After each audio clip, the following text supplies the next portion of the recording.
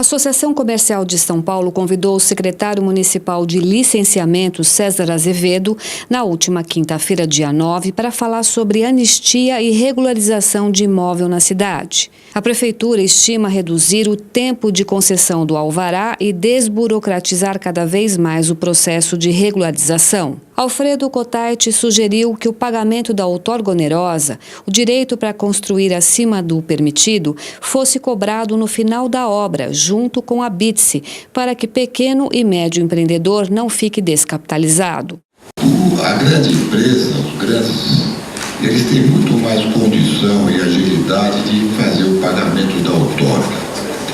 Os menores é que têm dificuldade. Então eu vou propor que a outorga seja paga no ABITSE, no final, e não no começo. Um empreendedor pequeno, médio, que está no mercado, se ele tem que pagar a outorga no começo, ele se descapitaliza e tem dificuldade da continuidade. Nós não estamos, eu não estou propondo tirar os recursos da municipalidade. Você colocou muito bem que uma análise geográfica é perfeitamente pertinente, mas para atender os pequenos e médios empreendedores imobiliários, se você colocar a outorga no final, no ABITSE, ajudaria muito. E, na verdade, quem tem dificuldade com a complexidade da legislação não são os grandes empreendedores, é o pequeno comerciante, é o pequeno empreendedor, é a pessoa que quer, que muitas vezes, que aí a gente vai chegar na parte que nos cabe, que é a regularização de edificação, muitas vezes a pessoa edifica, constrói, sem ter conhecimento das regras que a cidade impõe, das regras que a cidade estipula. E com base na falta desse conhecimento, que o prefeito, quando me designou como secretário de licenciamento, falou: olha, a gente precisa ajudar e trazer para a regularidade aqueles que estão à margem da regularidade, que estão com as edificações irregulares. Antes, só para da gente entrar no projeto de lei, só para concluir o que nós estamos fazendo na secretaria, que isso eu acho que é um ganho para a cidade, nós estamos desenvolvendo, e dentro de 2 ou 3 meses conseguiremos lançar um novo sistema de autoconferência de licenciamento. O que vai ser esse sistema? A ideia é: todo projeto de baixa complexidade não vai precisar ser encaminhado para a mão de um técnico. Esse sistema vai conferir como é feito com o imposto de renda. O interessado, o contribuinte, o munícipe, vai preencher os campos desse sistema com as informações do seu projeto, e ali, nesse sistema, vai ficar dando verde ou vermelho de acordo com a informação. Se der vermelho, é uma espécie de comunique-se, né? Então, já sabe que aquilo tem que ser adequado, readequado, tem que ser corrigido, o processo não vai nem caminhar dali para frente.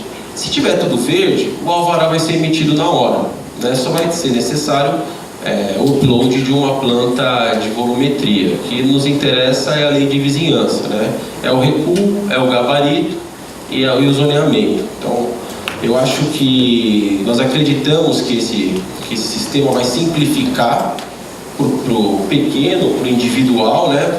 Para o munícipe, e vai desonerar 30% de mão de obra dos técnicos, que vão poder se dedicar aos grandes empreendimentos. E com isso, o ganho vai ser absurdo, vai ser um marco para a cidade. Veja, a gente não está criando nada novo, isso já existe em Florianópolis, isso já existe em algo semelhante em Recife.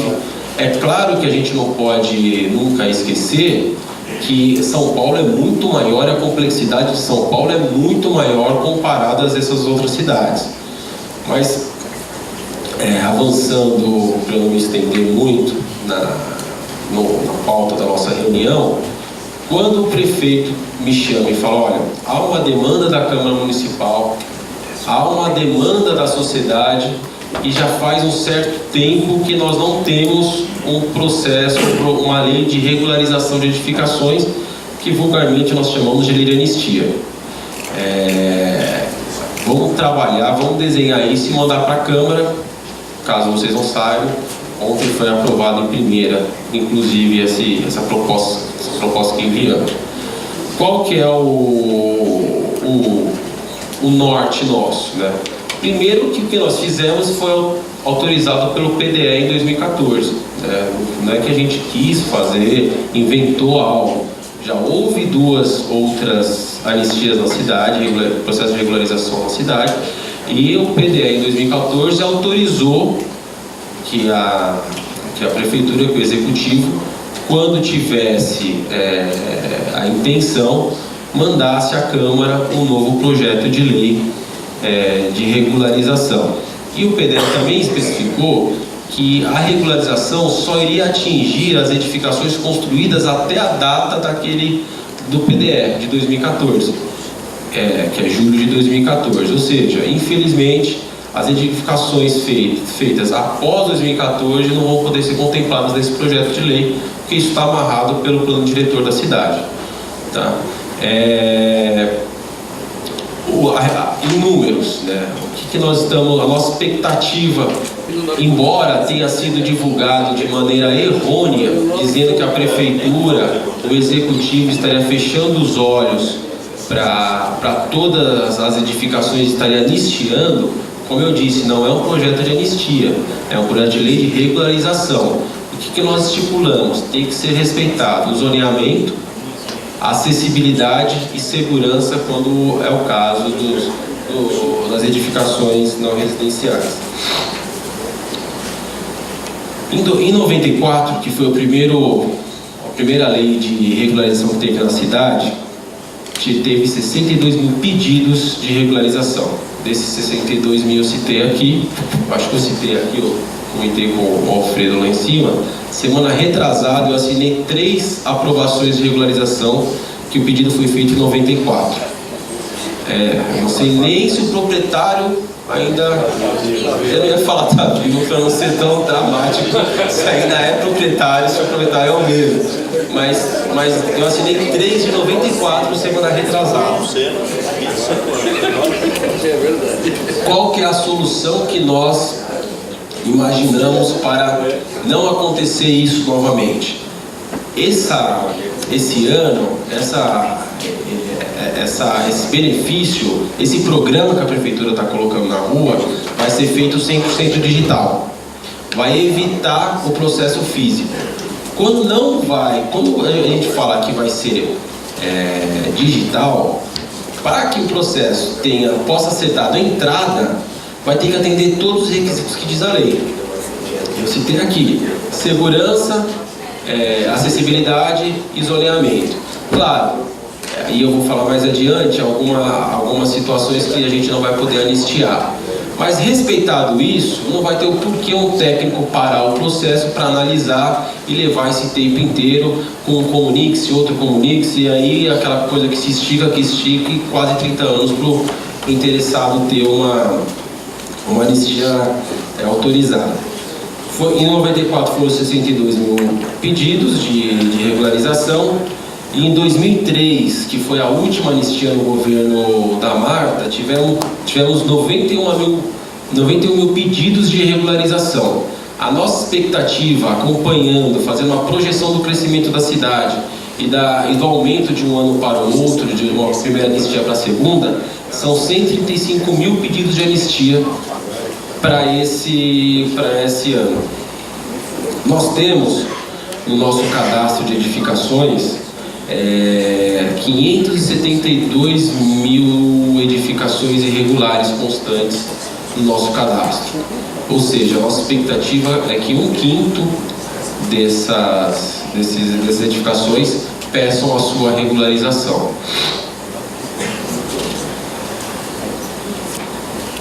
O que eu disse, o que não será permitido, quando não será permitida a regularização?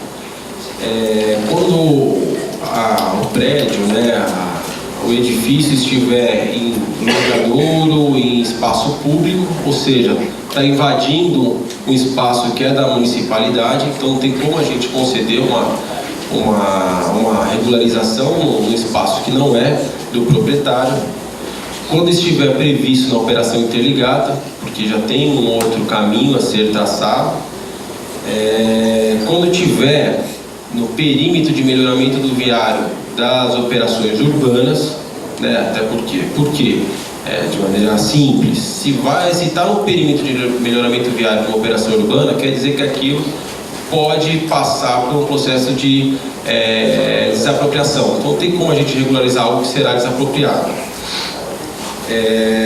Quando tiver no curso de água, energia de alta tensão, por vista de segurança. Quando tiver sob júdice, em alguma discussão judicial, sobretudo a titularidade do imóvel. Quando tiver nas restrições de loteamento. Aí, esses são os casos que não poderão receber a regularização. Eu acho que eu li rápido. Quando tiver também área de preservação ambiental, de manancial, a gente também não pode estar regularizando isso, porque a lei federal é maior e ela não permite esse tipo de benefício. Quando o interessado precisará de anuência de outros atores que compõem o sistema de licenciamento municipal. Patrimônio tombado, né, quando tiver qualquer restrição de tombamento, quando tiver qualquer interferência perto do sistema ambiental, que aí tem que ter a anuência do verde, quando tiver qualquer tipo de interferência na parte de voo, usos residenciais NR3, polo gerador de tráfego, licenciamento ambiental, e quando for vilas e uso diverso, que aí tem que ter a anuência de todos os que integram aquela vila, que aí não é nada complexo. Tá? Como que a gente dividiu os pedidos de regularização à medida de tentar simplificar para o interessado, para o munícipe? Imóveis até 150 metros quadrados, imóveis residenciais até 150 metros quadrados, esses imóveis, com base no banco de dados do IPTU, serão regularizados automaticamente. Não precisará o interessado pedir a regularização desse imóvel. Imóvel residencial entre 150 metros e 500 metros quadrados, basta o interessado fazer um pedido de regularização é um pedido declaratório, ele pede. Tá? Se ele não incorrer em pagamento de outorga, ele será anistiado, regularizado de maneira automática pelo sistema, basta ele pedir. Agora, aí ele vai ter que pagar uma taxa de R$15 por metro quadrado excedente do que já está registrado. E não depende de técnico que assine. É o interessado, é só o interessado que precisa fazer uma declaração. É uma espécie de autodeclaratório. Agora, quando incorrer imóveis residenciais acima de 500 metros quadrados, ou incorrer em pagamento de outorga, ou os não residenciais, esse sim deverá ser feito pedido pelo sistema, e aí terá todo o trâmite de pagamento de outorga, taxa regularizatória, e aí vai pela análise do técnico por conta da segurança, do zoneamento, da acessibilidade e todas as outras regras que nós temos que não podemos abrir mão. Lembrando que quando nós estipulamos todas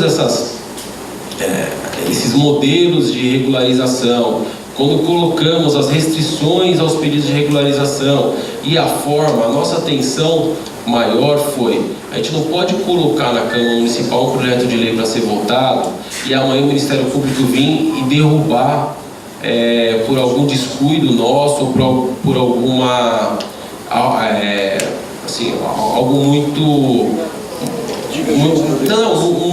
que a gente amplie muito a regularização e o Ministério Público encare aquilo com uma contrariedade ao plano diretor, ou à lei de zoneamento, ou ao Código de Obras, aí inviabilizaria todo o projeto de lei. Não sei se vocês se recordam, mas em 2003, quando foi aprovado a última lei que tratou da regularização de edificações, levou-se um tempo muito grande, justamente porque foi muito arrojado e o Ministério Público, à época, questionou alguns itens e aquilo se alongou há bastante tempo. Nossa preocupação é o seguinte: estamos já do meio para o final de um mandato. Se a gente alongar muito esse processo, corre o risco de acabar o mandato, ele não ser aprovado e quem assumir a prefeitura em 2021 não ter a mesma vontade política do atual prefeito. Lembrando que a autorização para fazer o projeto de lei de regularização de edificações foi dada em 2014 e a vontade política só houve agora em 2019. Então nós não sabemos quem será prefeito na próxima gestão. Então a gente quis fazer, ao mesmo tempo, arrojado, conservador, para ter a cautela para nenhum ponto ser divergente da legislação atual e o Ministério Público encarar aquilo como uma afronta e tentar derrubar na justiça. Um outro item que aí a gente precisa falar de maneira rápida, que é a parte de outorga onerosa. A outorga não é nada inédito na cidade. Qualquer pedido de construção, de obra nova, é cobrado a outorga, está previsto no plano diretor da cidade.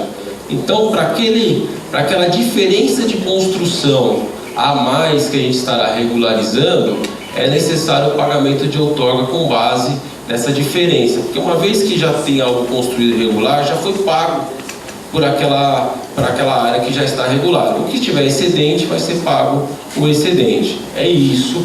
Eu sei que cria-se uma celeuma sobre o outorga onerosa, mas não tem como a prefeitura se furtar de cobrar a outorga, uma vez que o plano diretor estipula que a outorga tem que ser cobrada para toda edificação na cidade. E a gente não pode contrariar o plano diretor.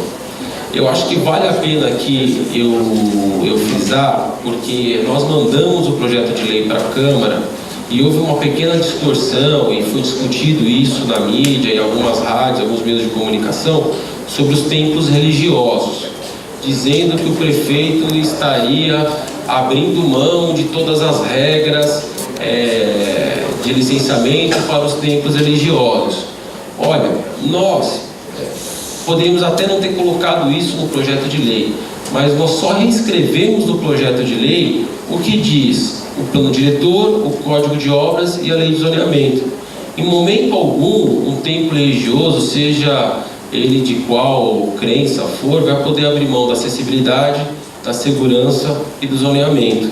Então, antes que a gente abra aí para a gente conversar, e aí surge esse assunto, que eu acho que isso é bem polêmico e bem discutido, a regra é a mesma, a regra da cidade está mantida, tá? Eu acho que de maneira geral o projeto de lei está aí, eu acho que podemos melhorar algumas coisas e o momento de discussão é agora. Eu estive já na CCJ, na Câmara, discutindo ele. Naquela primeira discussão da CCJ, não houve nenhuma demanda, nenhum pedido para a gente alterar. Claro, teve um pedido para a gente abrir mão da outorga onerosa, né, que é inviável, que a gente não consegue parar de pé esse projeto de lei. Teve pedido para a gente fechar os olhos para a capacidade do coeficiente, para o gabarito, que não tem como a gente fazer isso também. Quem construiu acima do potencial construtivo permitido, a gente não tem como regularizar isso, infelizmente, vai ter que se adequar à legislação, vai ter que demolir. E criticaram também o tempo, que é muito curto para a pessoa se adequar e poder entrar com o pedido. Olha, o pedido, o projeto de lei sendo aprovado na Câmara, vai ter ainda o prazo do decreto regulamentador da lei, que eu estipulo aí que coisa de 30 dias isso vai estar sendo publicado pelo prefeito. Depois do decreto, prevê o projeto de lei que o interessado vai ter mais 90 dias para se adequar, para depois acabar o prazo para ele pedir a regularização. Ou seja, a gente está falando aí de quase 120 dias, quase 6 meses de curso de quase 4 meses de curso de tempo para a pessoa poder se adequar, para o interessado poder se adequar, para depois pedir a regularização. Então, está posto. Estamos discutindo com a Câmara, algumas sugestões a Câmara vai fazer. A gente aprovou, como eu falei, a gente aprovou em primeira ontem e recebi algumas ligações 2 ontem e 3 hoje de alguns vereadores falando que querem discutir um pouco o que está lá. Eu não sei quais serão as contribuições da Câmara Municipal, mas está lá para ser discutido. E eu acho que o momento é esse. Se a gente tiver alguma contribuição a fazer que a gente veja que é pertinente, que é justo, eu estou disposto a arrumar um projeto de lei e a gente vai mandar. Esse é o momento de construção, ou melhor, de acertar pequenos pontos que estejam fora do contexto. Secretário, como o projeto de lei enviado à Câmara e votado na primeira pode contribuir para a regularização dos imóveis em São Paulo? Como foi exposto aqui hoje, existem muitos imóveis que estão irregulares. A ideia da prefeitura, a ideia do prefeito é trazer para a regularidade que esses imóveis que nós acreditamos muito que por muitas vezes esses imóveis estão na clandestinidade por falta de conhecimento da legislação, das normas, e as pessoas, os munícipes, eles querem estar dentro da regularidade. E com esse projeto de lei, nós conseguimos dividir em 3 tipos de regularização. Imóveis até 150 metros de maneira automática serão regulados através do sistema do IPTU. De 150 metros a 500 de maneira declaratória, ele será regularizado, e os demais deverá ser feito um pedido com o responsável técnico assinando e também serão regularizados. A pessoa não precisa mais contratar um arquiteto nem um engenheiro para fazer essa regularização? Foi como eu disse, imóveis residenciais até 150 metros quadrados, de maneira automática estaremos regularizando esses imóveis. De 150 metros a 500 metros não será necessário contratação de um arquiteto, de algum responsável técnico. Deverá apenas o interessado, o proprietário do imóvel residencial, declarar a intenção de regularizar e ele será regularizado. Acima disso, imóveis não residenciais e comerciais deverão ter um responsável técnico assinando. O tempo de regularização. Hoje, Pirituba, por exemplo, o empresário leva 6 meses. Isso vai ser encurtado? De maneira inovadora na cidade, esse projeto que nós enviamos para a Câmara, quando aprovado, será operado por um sistema de regularização de imóveis. A nossa expectativa é que num prazo muito curto, coisa de 60, no máximo 90 dias, esse imóvel será declarado regular, ou se não atender à normatização, não vai ser regularizado. Mas o prazo que nós gostaríamos de trabalhar é de 90 dias. Você falou que dentro de, em breve, 2, 3 meses, o sistema deve mudar. Como é que vai funcionar? Isso é um outro sistema que nós estamos querendo implantar na cidade. Nós estamos desenvolvendo um sistema de licenciamento, no qual a gente está prevendo que os processos de baixa complexidade, aqueles projetos de baixa complexidade, serão lançados no sistema. De onde o interessado tiver, do seu escritório, da sua casa, e esse sistema irá autoconferir aquilo que está sendo lançado. Será semelhante ao imposto de renda. O interessado vai colocando lá, alimentando as caixinhas com as suas informações. Se estiver atendendo o que diz a legislação, de maneira automática será concedido o seu alvará de aprovação. Isso, hoje, o tempo médio de licenciamento na cidade demora 349 dias. Com isso, em algumas horas, terá o alvará expedido para o interessado. O comerciante poderá fazer, por exemplo, pela internet? Deverá ser feito pela internet. 100% digital? 100% digital. O principal ganho, então, hoje, dessa regularização dos imóveis? O principal ganho é tirar da clandestinidade e trazer para a luz da lei.